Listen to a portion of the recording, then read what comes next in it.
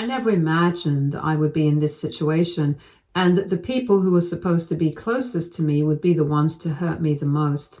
I'm here ranting about what I've been through, hoping you guys will have some suggestions for me. Growing up, my oldest sister and I were inseparable.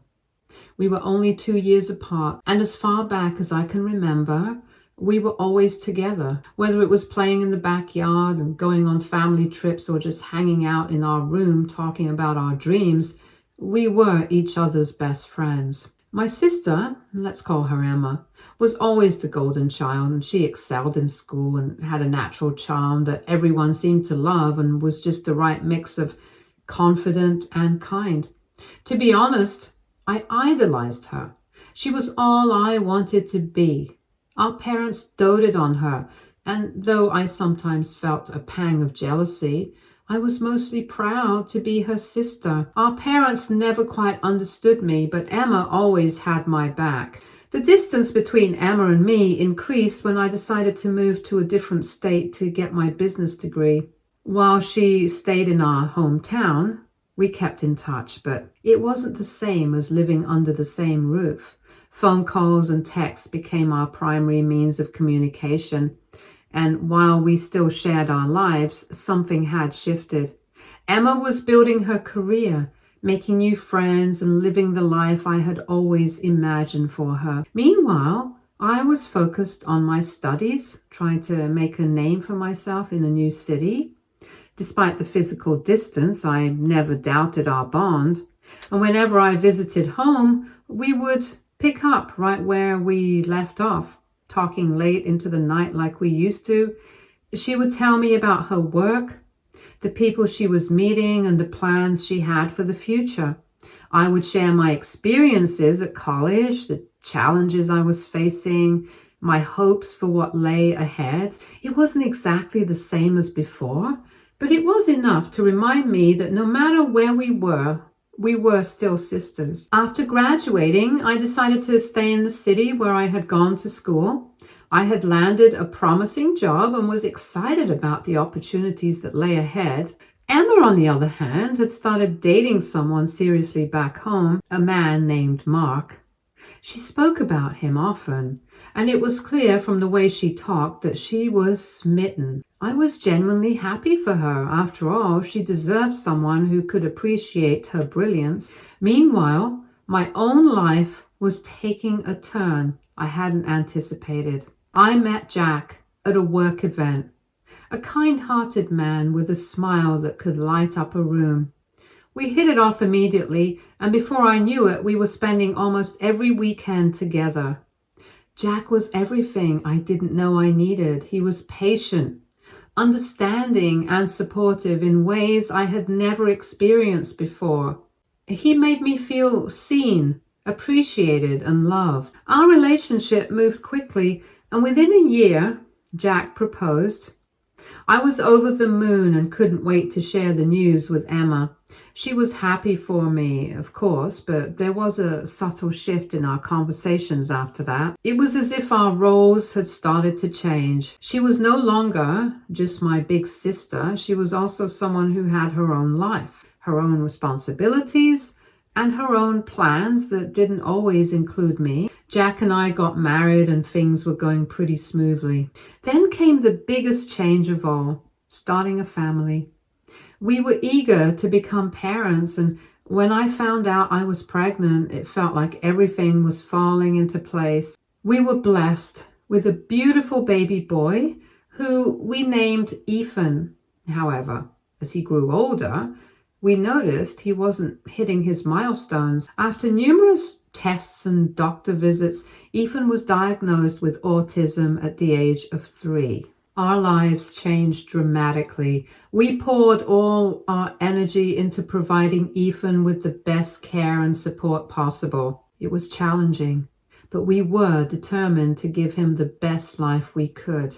2 years later, we had our daughter Esther, and she too was diagnosed with autism, though her symptoms were less severe than Ethan's. Raising Ethan and Esther required more than just love and patience. It demanded time, energy, and resources that stretched us to our limits. We adapted our lives to meet their needs, attending countless therapy sessions, advocating for their education, and creating a home environment where they could thrive. It was exhausting, but it was also deeply rewarding.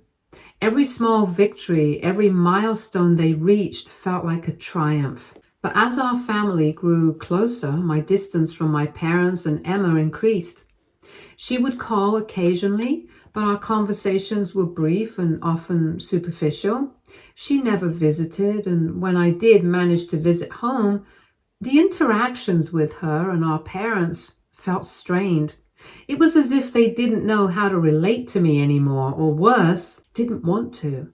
I could sense their discomfort around Ethan and Esther, the way they struggled to engage with them or understand their needs. It hurt. But I tried to push those feelings aside, focusing instead on the family I was building with Jack. Years passed, and Emma met Daniel, a successful businessman. Daniel seemed like a nice guy, but there was something about him that just didn't sit right with me.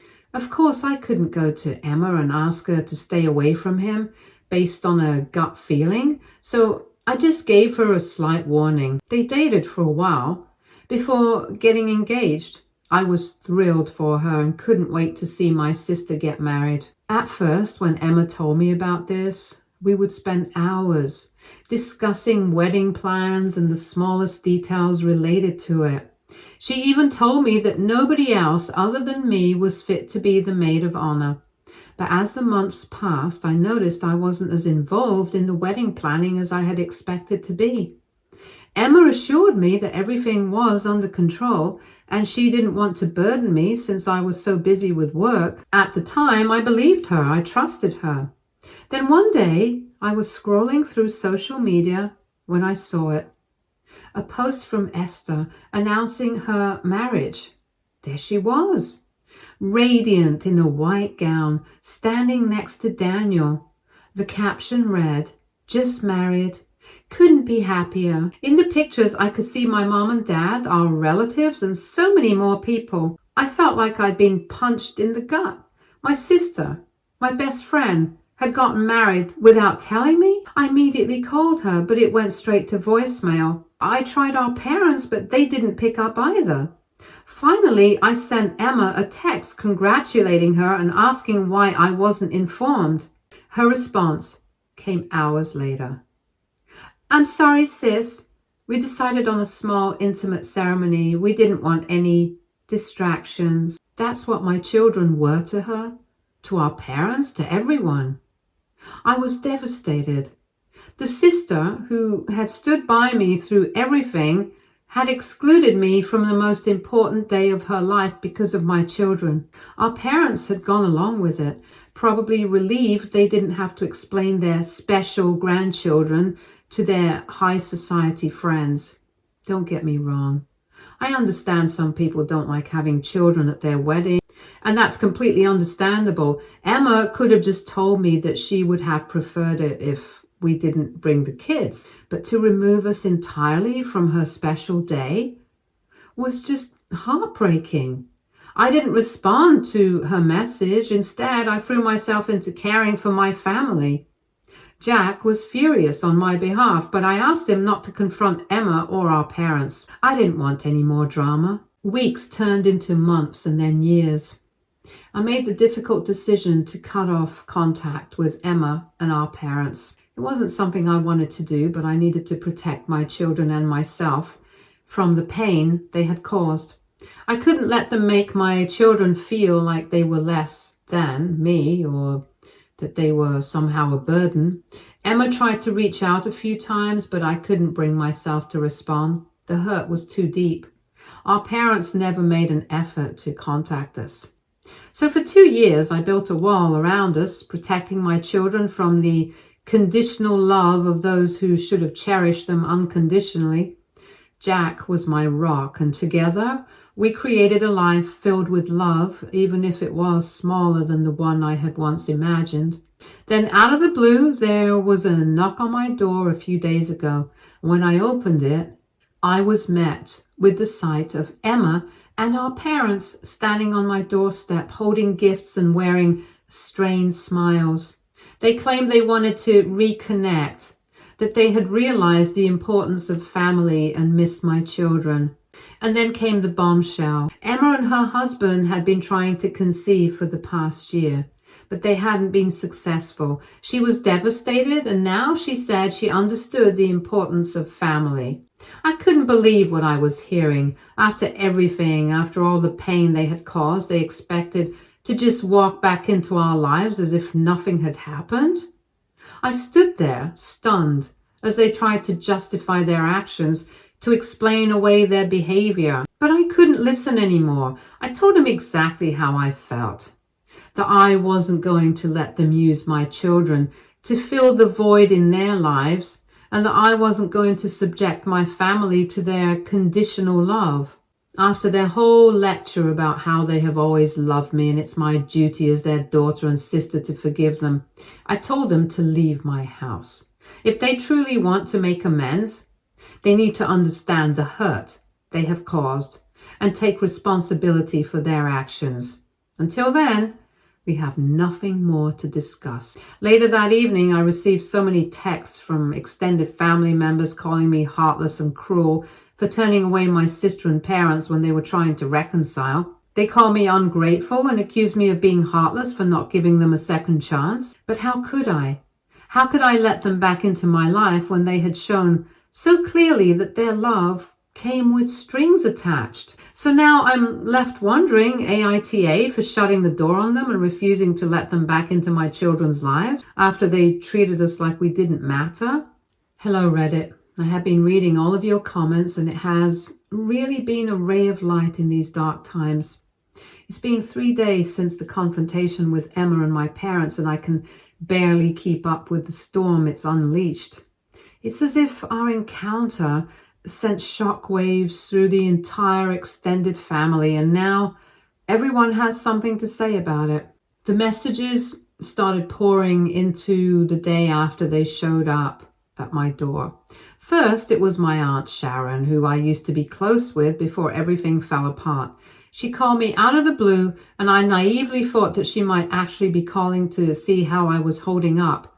Instead, I was met with an hour-long lecture on the importance of family, forgiveness, and how I was being unreasonable for turning them away. Her exact words were, "They've made mistakes, but they're your family.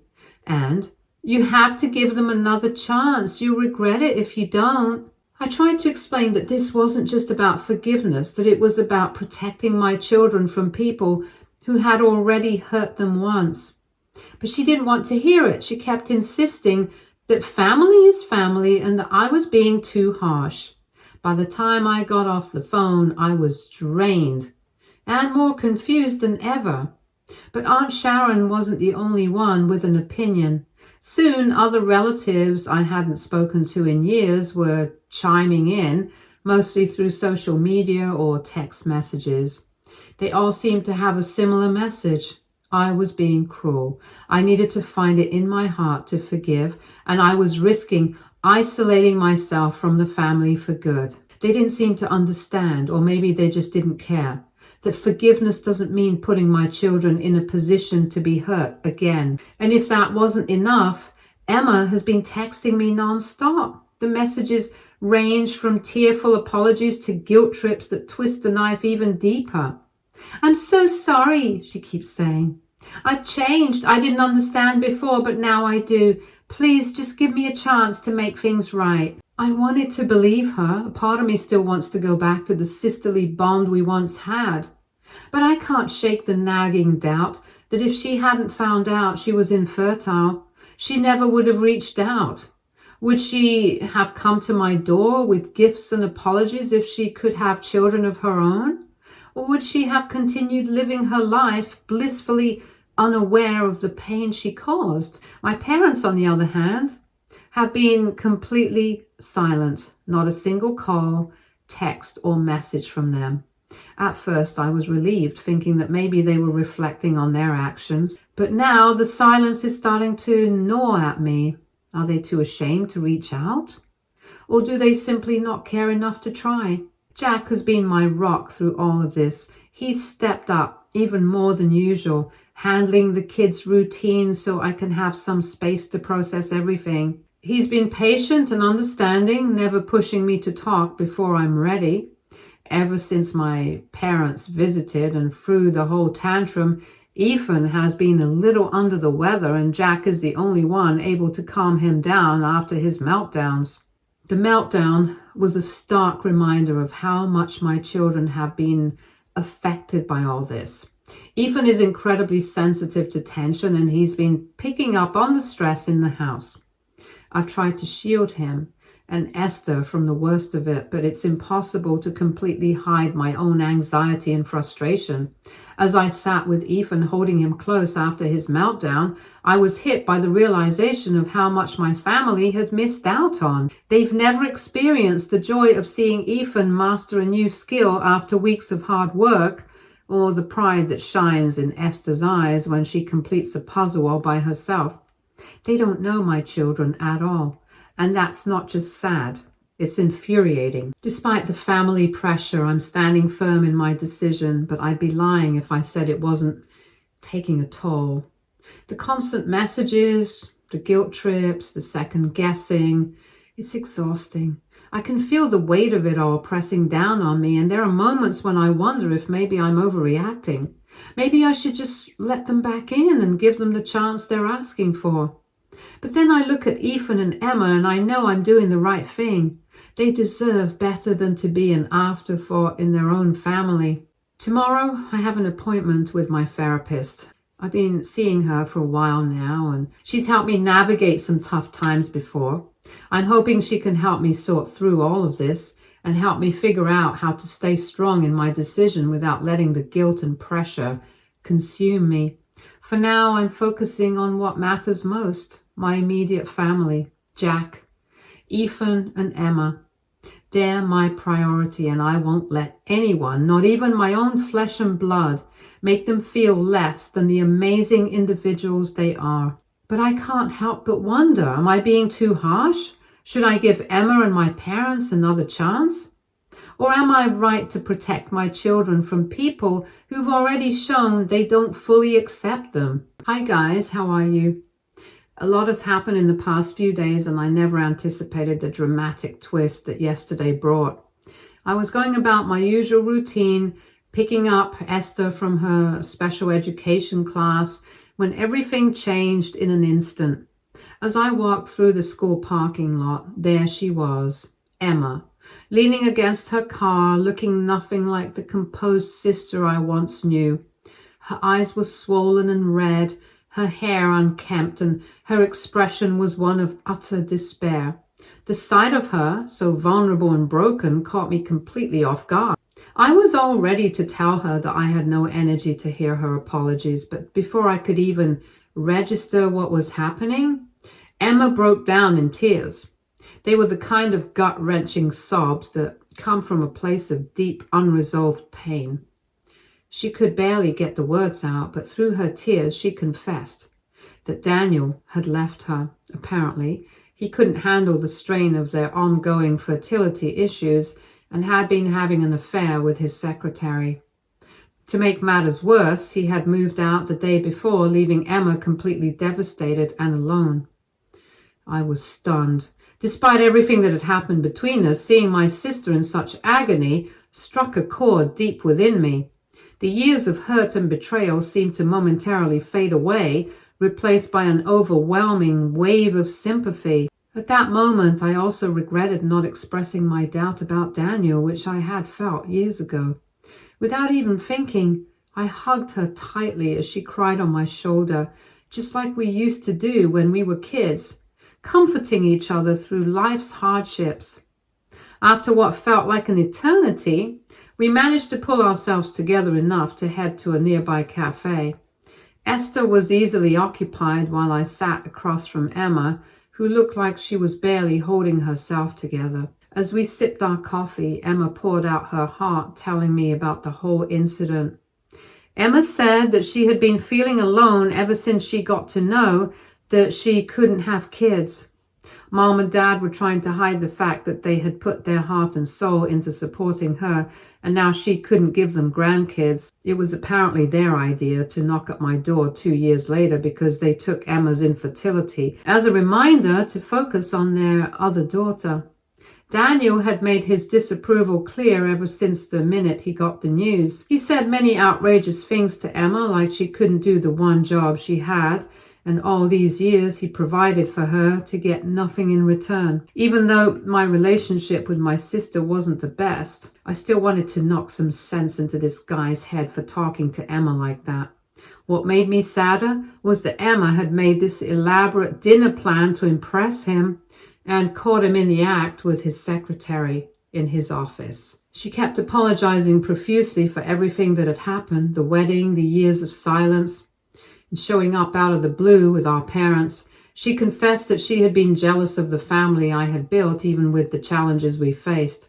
She admitted that she had been so consumed by our parents' obsession with appearances that she had lost sight of what really mattered. Listening to her, I felt a mix of emotions. On one hand, I was relieved that she was finally acknowledging the pain she had caused. On the other hand, I couldn't help but wonder if she would have ever reached out to me if her life hadn't fallen apart. I couldn't shake the feeling that her sudden interest in reconnecting with me and my family was driven more by her desperation than genuine remorse. Emma went on to explain how our parents' expectations had shaped her life and how being the perfect daughter had warped her priorities and led her to make choices that hurt the people she loved most. It didn't excuse her actions, but it did help me understand them better. We talked for what felt like hours, and by the end of it, I could see that she was truly remorseful. She wanted to make amends, to be a part of my life and the lives of my children again. We made tentative plans for her to come over for dinner next week. I made it clear that this was a trial run and that rebuilding our relationship would take time and effort on her part.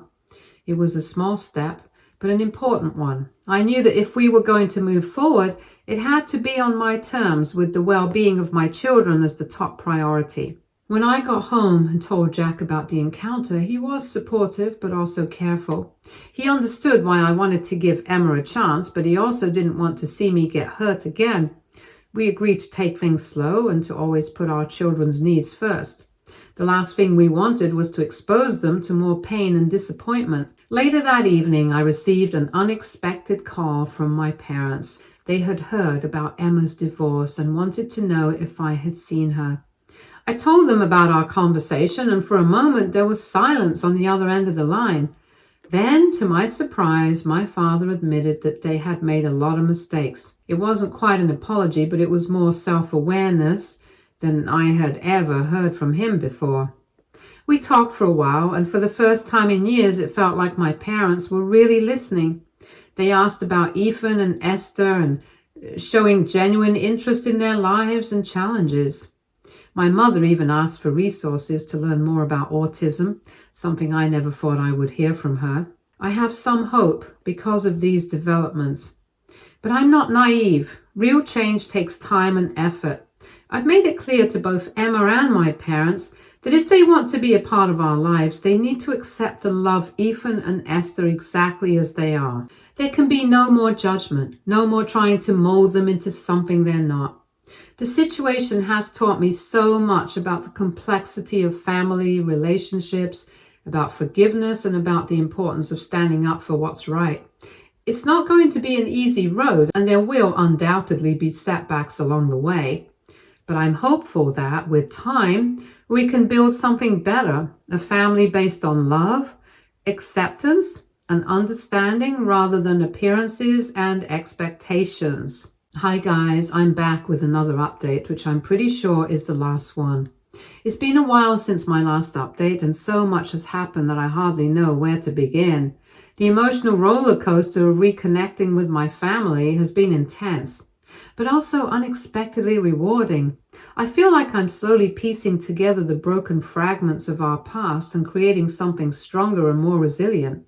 As planned, Emma came over for dinner last week. To say I was nervous would be an understatement. Jack and I spent days preparing the kids, explaining that their Aunt Emma was coming to visit and that things might be a little different this time. We didn't know how they would react, especially given their sensitivity to changes in routine and new social situations. When Emma arrived, she immediately surprised us. Instead of the expensive, flashy gifts she and our parents had brought before, she came with a bag full of sensory toys for Ethan and art supplies for Esther. It was clear that she had done her research, taking time to learn about their specific interests and needs.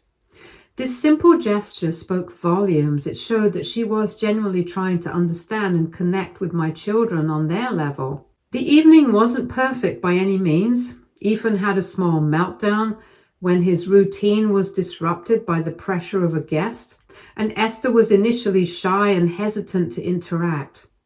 But what struck me was how Emma handled these challenges with patience and grace. During Ethan's meltdown, she didn't panic or look to me for help. Instead, she got down on the floor with him, speaking softly and helping him through his breathing exercises. It was a sight that filled my heart with a mix of emotions, relief, pride, and optimism that maybe my sister was really trying to change. With Esther, Emma didn't push her to engage. She simply sat quietly at the table, drawing with the art supplies she had brought until Esther felt comfortable enough to join her. It was a small, almost subtle moment, but it was meaningful. I could see glimpses of the sister I used to know, kind, empathetic, and full of love. Once the kids were in bed, Emma and I finally had the chance to talk. She opened up about her marriage to Daniel, revealing that their relationship had been troubled from the start. The pressure to have the perfect life had blinded her to the red flags, and their fertility struggles had only magnified their issues. It was clear that Emma was coming to terms with her own mistakes and Daniel's, and was determined to rebuild her life in a more authentic way. We talked late into the night, sharing stories and shedding tears and beginning the process of healing the rift between us. It wasn't easy. There were moments of tension and unresolved hurt, but it felt like a start. For the first time in years, I saw the possibility of a future where we could be sisters again, not just in name, but in action and support. A few days later, our parents reached out, asking if they could visit. I was hesitant, unsure if I was ready to let them back into our lives after everything that had happened. But I agreed, setting clear boundaries about what was and wasn't acceptable behavior around the children. To my surprise, when they arrived, they came with books about autism tucked under their arms. My mother had tears in her eyes as she hugged Ethan and Esther, apologizing for being absent for so long.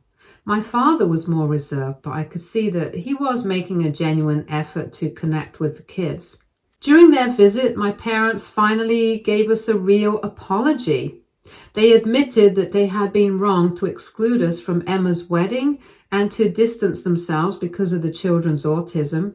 My father, in a moment of vulnerability I had never seen before, confessed that he had been scared of not knowing how to interact with Ethan and Esther, and scared of what people might think, and scared of facing his own shortcomings as a grandfather.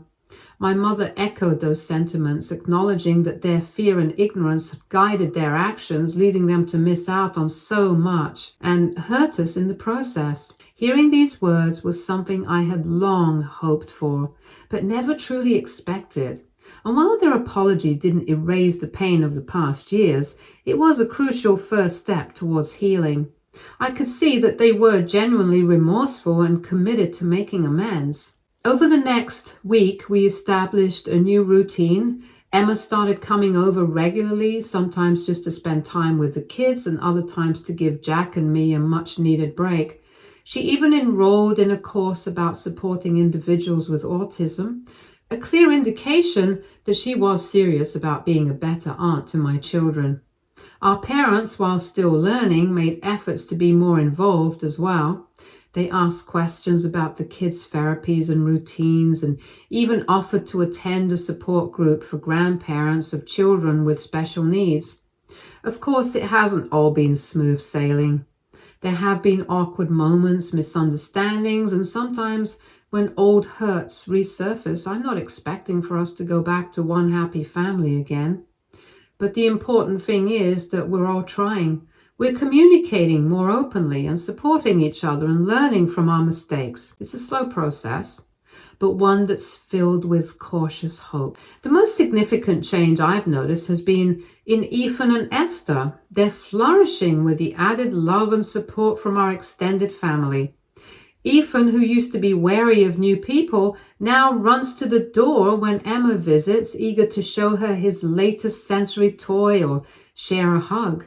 Esther, who has always been more reserved, has started sharing her artwork with her grandparents, beaming with pride when they praise her creations.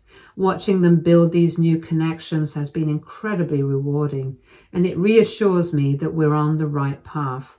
As for me, I'm still processing everything. There are moments when I feel overwhelmed with joy at having my family back, and others when I'm gripped by fear that it's all too good to be true. My therapist has been invaluable in helping me navigate these complex emotions, reminding me that it's okay to feel both hope and caution in equal measure. Jack, ever my partner in all things, has been supportive but cautious as well. We've had many late-night conversations about the recent changes, agreeing that while the effort from my family is promising, it's important to ensure that they understand that this isn't a trial period. If they're in for good. The kids deserve consistency. We won't accept anything less. Looking back on the day when they showed up at our door with gifts, I don't regret my initial reaction. Standing firm and advocating for my children was necessary, and it was that moment of truth that sparked this change in our family dynamics. And sometimes it takes a hard truth to break through years of misunderstanding and prejudice. And I'm proud that I stood my ground. To those who call me all sorts of stuff for my reaction, I want to say this: protecting your children and demanding respect for them is never wrong. Forgiveness is important, but it shouldn't come at the cost of your family's well-being. Real change takes time, effort, and a genuine willingness to learn and grow. As I write this final update, I'm filled with a ray of hope for the future. We're not a perfect family, far from it, but we're learning, growing, and loving each other more authentically than ever before. Ethan and Esther are at the heart of this change, reminding us all of what truly matters in life. Thank you, Reddit, for being part of this journey. Your advice and support have meant more to me than I can express.